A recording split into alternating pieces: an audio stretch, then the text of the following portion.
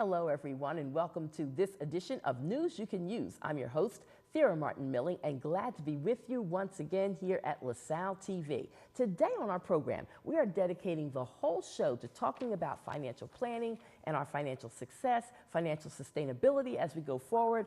Some of us who are starting to get a little older, we're concerned about, will there be Social Security money for us 20 years from now? Well, we're going to talk about all of that and a little bit more on this edition of News You Can Use. My first guest joins us right after this.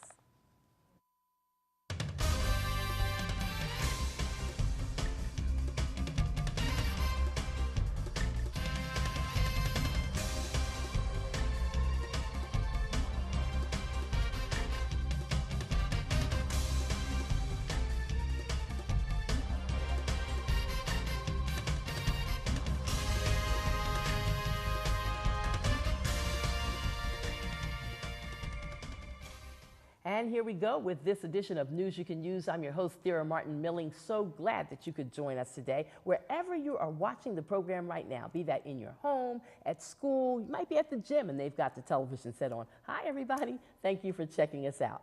Today on the program, we're going to talk about our money and our finances and how we can make it grow, maybe? That's what I want to know about. Joining me in this first segment, we have Mr. Joseph Frack. He is a certified public accountant, and he is the CEO, Society of Financial Services Professionals. Thank you for coming. It's my pleasure. Yeah.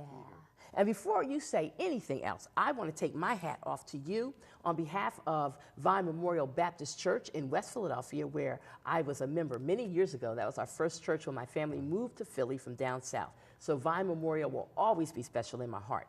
And I went on January the 17th to the free community financial forum that you all had there, and it was outstanding. It was outstanding. I took so many notes. In fact, you all handed out these beautiful books. It was a beautiful blue bound book. It's lovely. And I put my notes in there, and I'm going to keep that as I go forward in life and add to it and look back and refer to it, because got great information on January the 17th. So thank you on behalf of Vine Memorial and all the people from that community of West Philly and wherever else they may have come from to get that free information that your organization offered. Well, thank you.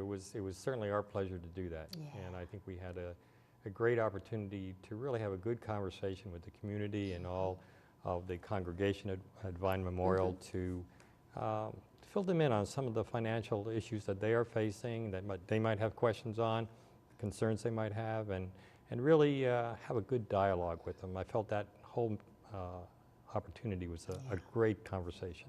Now, how long has this organization, the Society of Financial Professionals, how long have you all been in existence? We go way back. We started in 1928. So it's been a long time. I had no idea your organization had been in existence that long. Well, we really are a professional association.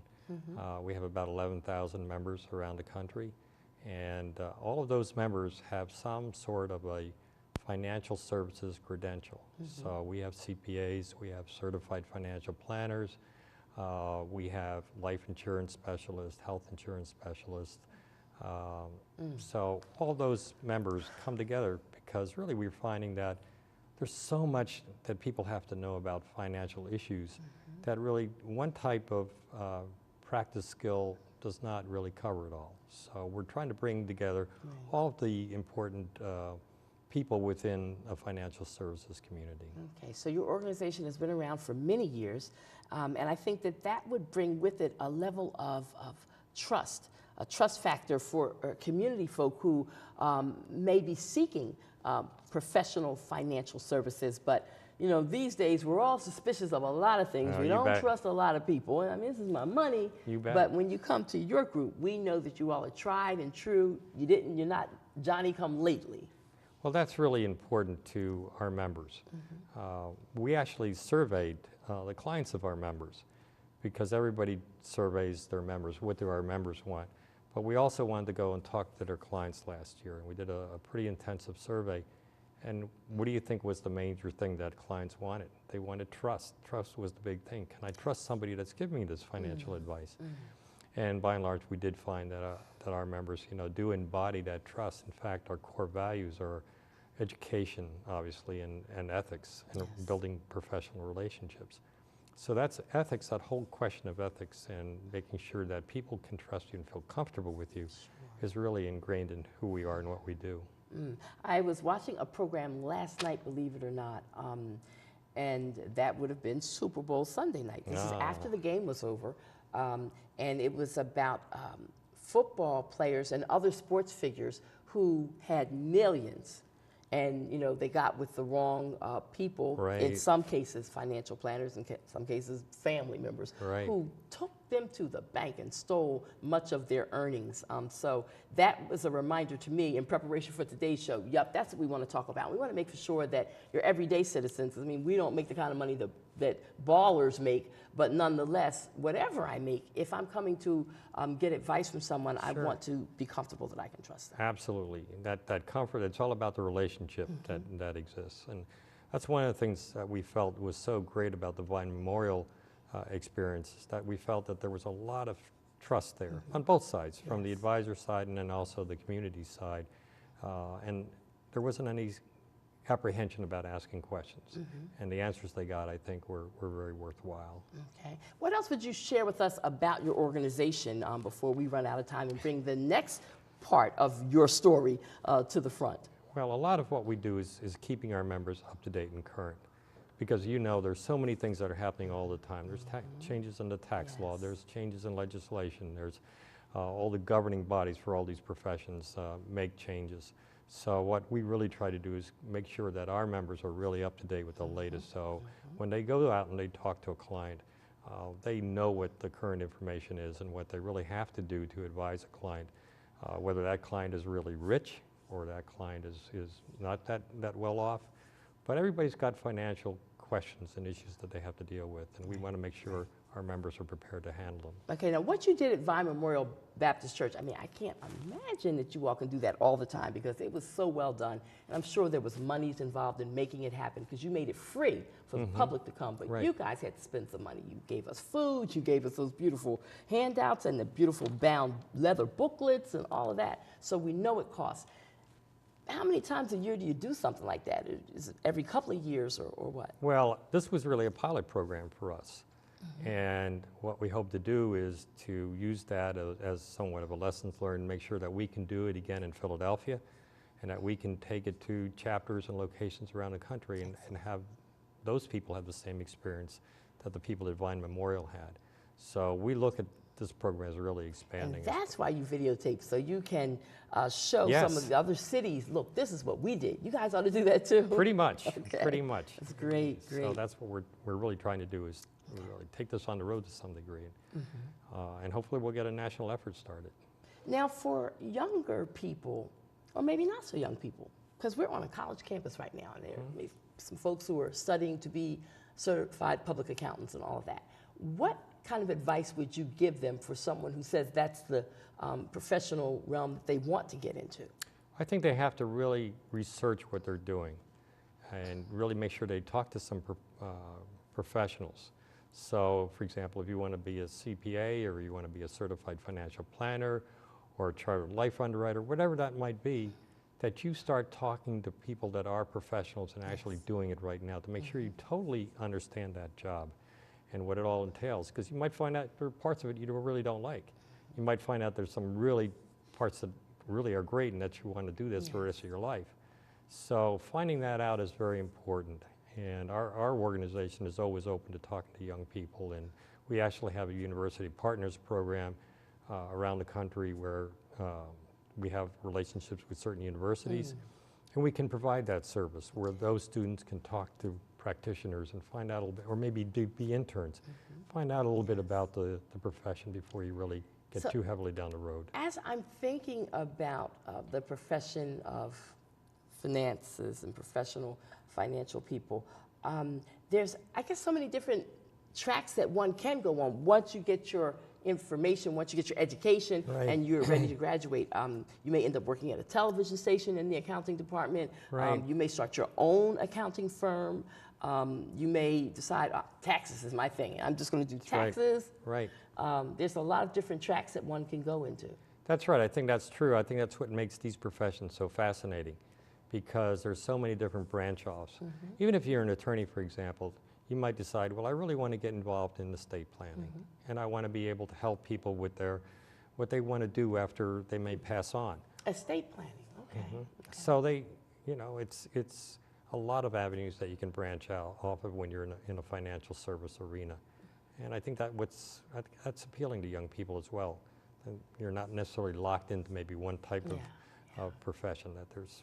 So if there are some certified public accountants watching the show right now and they're like, I've not been in a professional finance group before, and it's something I want to do. I want to network. I want to know more about these things that they're saying that they offer to their membership and keeping members up to date with changes in tax laws and whatever. Right. So what would one do if they want to know more about your group? Well, it's easy. You know, go to our website, www.financialpro.org, and you'll find out a lot about us and the benefits that we offer and the different chapters that we have around the country. And what we offer in the way of education, and also really in the way of networking, because a lot of what we do is having different types of practitioners be in a setting where they can talk amongst themselves, and where, say, a CPA can find out what an attorney's really looking at from a particular situation, or what a chartered life underwriter might do in a particular situation. So it's that kind of communication that's really important. Sounds very interesting to me. So there's the website that people can go to if they want to call. Is there a... Right, there is 1-800-392-6900 is 1-800-392-6900 is our direct line, and they're certainly welcome to call that, and we'd be glad to give them any information that they might be seeking. Okay. Now, what about conferences and seminars, workshops? Does your group offer an annual kind of an event where everybody can sort of come and powwow together? Yeah, we offer education in a number of different flavors, actually. We have some face-to-face meetings that we do. We do a lot of different types of webinars. We do some streaming video education as well. So today people want different types of education to meet their needs. But we do have two main educational conferences every year. One is every year in January in Arizona and Phoenix. We call it the Arizona Institute. And so our members are welcome to come to that and really get up to date before the new year really begins. What are the hot topics? What do they really have to know as they begin the new year? And then in May, we also have our clinic for advanced professionals, which is a 2-day event. Actually, it's going to be in Philadelphia, May 14th and 15th of this year.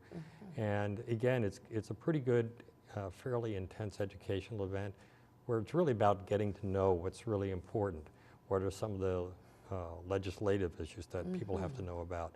What are some of the tax changes they have to know about? What's the hottest thing right now going, for example, even on the Affordable Care Act? Because that's a dynamic thing as well. So there's just a lot of things to keep up to date with.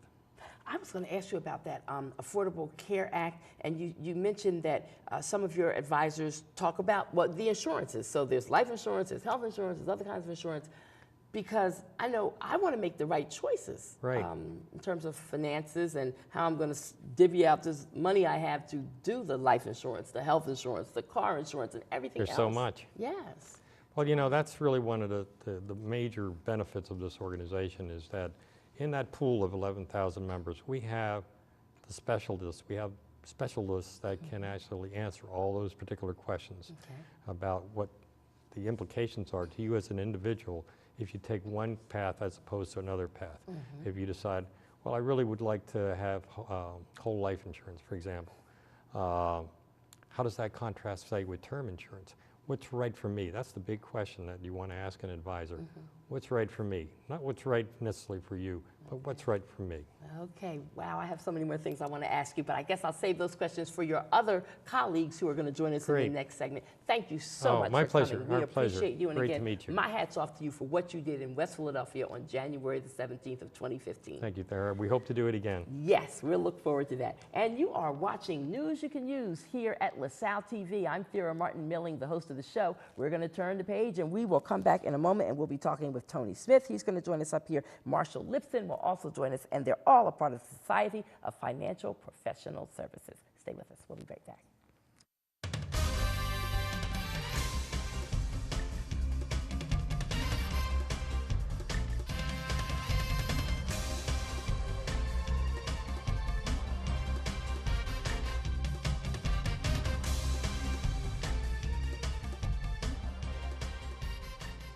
In LaSalle University's Communication Department, students learn to think and do.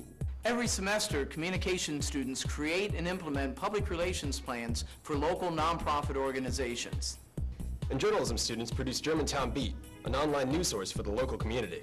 It's great that we can apply what we learn in the classroom in our community. Philadelphia is the nation's 4th largest media market and has 4 major sports teams. Being in a major media market allows us to gain great professional experience through internships and co-ops. The Communication Center is home to the university's cable station. LaSalle TV reaches over 350,000 homes in Philadelphia and airs mostly student-produced programming. Our communication department is ranked in the top 10 in North America for relational communication research. But keeping with the tradition of the De La Salle Christian Brothers, teaching students comes first. Think, do with LaSalle Communication. Check us out on Facebook and Twitter.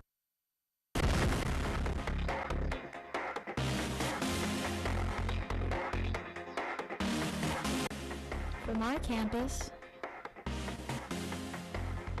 to the city of Philadelphia.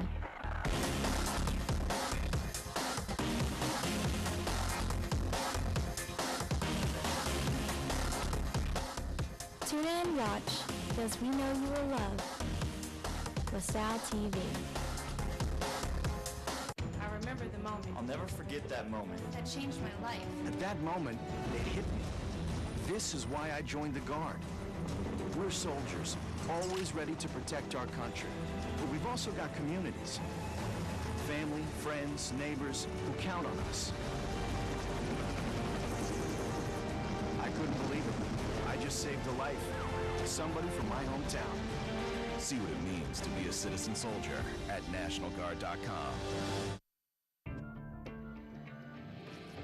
For others, it may have just been a summer job.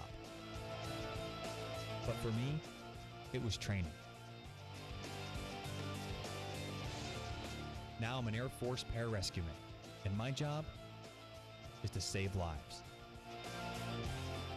Make the right choices today and be ready for the challenges tomorrow. This message is brought to you by the U.S. Air Force.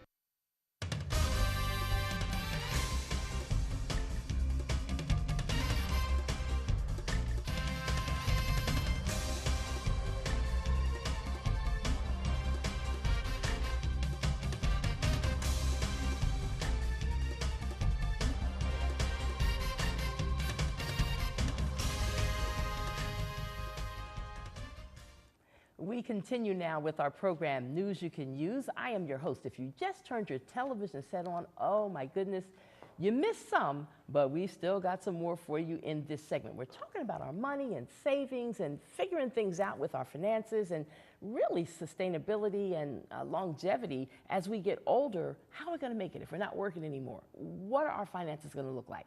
That's what we're going to focus on in this portion of our program. We thank our first guest for being with us, and we're continuing with the conversation right now as we represent on behalf of Society of Financial Services Professionals. And Mr. Tony Smith is here, and I'm so glad that we met and that we sort of connected, and you've been giving me all this great information, and we've been able to share it with other people, so that is a positive. And Marshall Lipson joins us as well from the finance group, so we're glad to have you along with us. Now, I've already been talking about this wonderful free community forum that you all did at Vine Memorial Baptist Church.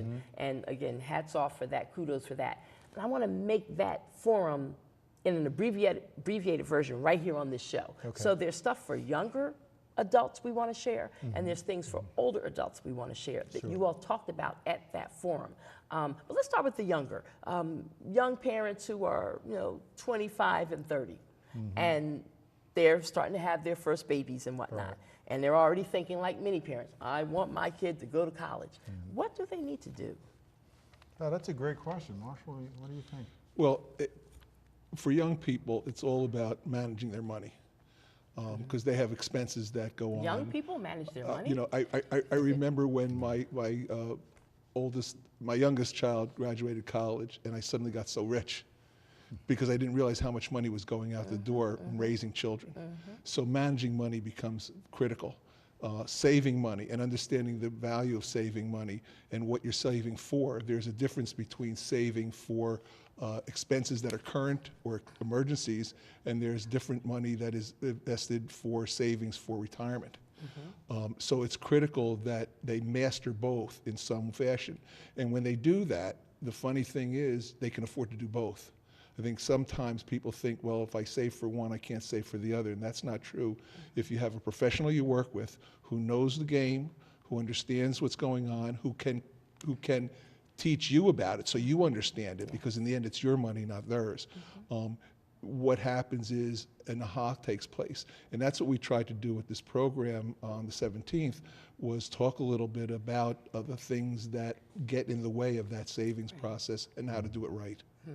Now, you know what that makes me crazy? It seems like to me it should be a mandatory requirement that at the very least by high school, students should have to take some kind of a basic financial planning or financial success kind of a course. Because what I find that happens with students as they're going to college, all of a sudden you start getting these nice little letters in the mail. You can have a credit card. You can have, I was one of those that got those cards. A lot of young people that I knew back in the day when I was young. And we got ourselves in a little bit of trouble because we accepted everyone that came to us saying we could have a credit card. And then you got 5 credit cards. You're 19 years old, you don't know about real responsibility with money, and before you know it, all your credit cards are up to the max of whatever the amount they gave you, but still, now you're facing more bills on top of your college bills. Well, you're absolutely right, and it goes back to what we said, that there's a difference in what you save for and how you save it and what you do with that money to save for it, because there are things you have to do, right? I mean, you have to eat. If you have children, you have to care for the maintenance of the children. If you're working, you have to get to and from work, and you have to have transportation. So there are reasons to save money for today, but there are also reasons to save money for tomorrow.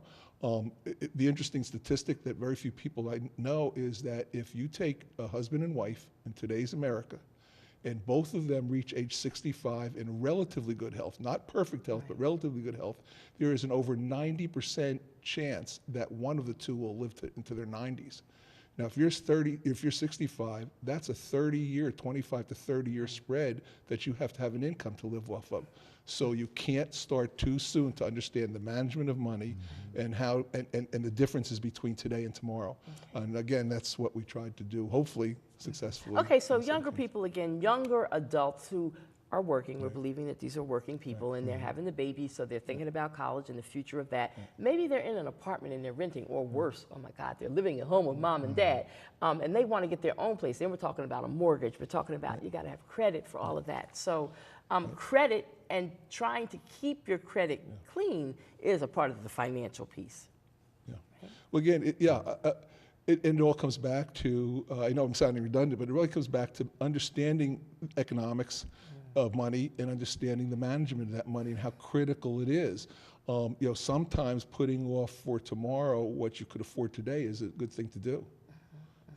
And we have to learn that. And I think part of what you identified when kids get to college and they're hit with all these people who want to give them money is that, there's a whole generation of parents out there that never talk to their kids about money. Right, exactly. It's like it's a secret. And it shouldn't be. And that's something else we have to break that mold and talk about it, because where are the kids going to learn it from if they don't learn it from their parents? Good old PSFS Bank. Are you familiar? Are you familiar? Absolutely. PSFS. Like, does anybody do what PSFS used to do? When I was a little girl going to Catholic school, PSFS came and signed all the kids up. You got a bank account with a little book and you were putting your pennies or nickels or dimes. But, I mean, it seems like that's valuable and that folks should still offer that kind of thing, but I don't see it at today's banks. I may be wrong because I don't know everything and I haven't seen all banks, but it seems like that kind of concept has gone away. It really has, Thera. That was one of the reasons we wanted to conduct this program. Our understanding and what was confirmed at Vine Memorial was that knowledge is king. And so in the particular industry or the particular segment of our population that we took the program to, perhaps the knowledge that is out there isn't reaching that part of the community. And that was why it was so important to do the program at Vine Memorial in West Philadelphia on a Saturday, because we learned how important knowledge is king. We also wanted to convey to the attendees the dynamics of money and how money is not necessarily a scary thing, nor is money necessarily something that you don't necessarily talk about unless something goes terribly wrong. But really, with the knowledge and with the dynamic and understanding that money does have a role to play in everyone's household, younger or older, that was why we wanted to do this program at this particular time. Very important. Let's talk about our elder adults now for a moment, and what do they need to think about most at the age 65, 70 in terms of money? Well, they need to start thinking about it at least at age 60 to be prepared, but 65 and 70, it's never too late. One of the things we know, and as you were at the program, you heard, was a lot of questions about Social Security. Everybody has Social Security. Everybody knows about Social Security. And everybody's scared it's not going to be around in 5 more years. That's right. But also, most people don't know that they have choices to make. They know that there's something out there, but they don't even know that there are choices they could make. For example, if you take your Social Security at age 66, which is the full retirement age for most people today, you get X number of dollars. If you waited just 1 more year, you would get an 8%, guaranteed 8% increase in that. Well, if you wait till 70, which is the oldest you can go, that's a 32% increase. So if you're going to get $1,000, you're now going to get $1,320 for life, per month for life. And so the importance of that is, do they know that? You know, circumstances may force them to take the money sooner, but they need to know that, because if they could wait. I remember when you all were going over this, I was really perked up and listening then. If they can wait, they should wait. But not everybody can wait. So sit down with somebody who's knowledgeable, who knows all the options, and can go through them with you. And it's especially tricky if you have a spouse, because now you have 2 sets of, if they're both working, you have 2 sets of Social Security, and then there are things called spousal benefits. I won't get into all that, but the options are in the hundreds and hundreds. And so you need to be with somebody who knows what those options are and can work it out for you, because there's nothing worse than leaving money on the table, because Tony and I were talking earlier, once you make the decision to take that first check, you can't go back and say, oops, I made a mistake. You've locked yourself in. For a lesser amount. That's right. Because you took it earlier. That's right. We're talking about Social Security, folks. Yeah. And so now you need to know about your pension, because they work together. You have to put them in together to integrate them in some way. Well, there's lots of options with pensions, because the options for income in pensions are similar to the choice you have to make with Social Security. And as I said, if the odds are that one of the 2 spouses will live for another 25 to 30 years, we have to make that income last that long. So careful planning is the way to do it. And so you need to work with these people. So the first thing with the older people in the group was the whole Social Security pension issue.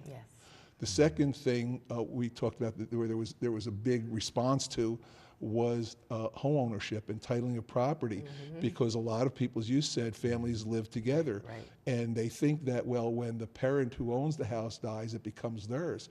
Well, there are inheritance taxes to potentially be paid. Maybe, maybe not, depends on the state, it depends on a lot of things. But if you ignore it, and you wait long enough, there's a tax, and then there's penalties, and there's penalties, and there's penalties. In the end, subtract. That's right. People could lose their home for what would have been easy to resolve when it happened.